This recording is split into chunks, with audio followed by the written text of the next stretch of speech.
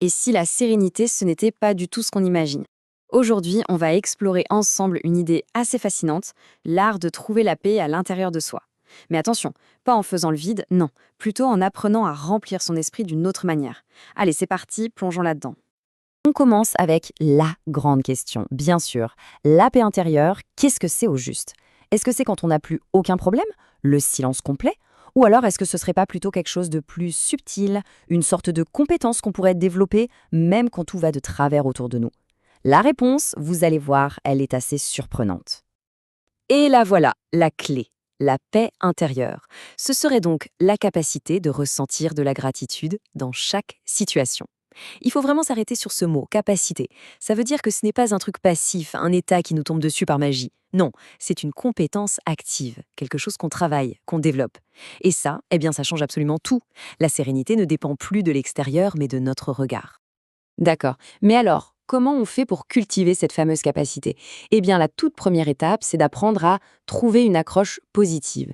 C'est un geste volontaire. Imaginez, au milieu du bazar dans notre tête, au lieu de s'en mêler dans les problèmes, on va chercher consciemment ce petit fil de lumière, cette petite chose positive avec elle se raccrocher, pour commencer à démêler la pelote. Et quand on la trouve, cette fameuse accroche, l'effet est quasi immédiat.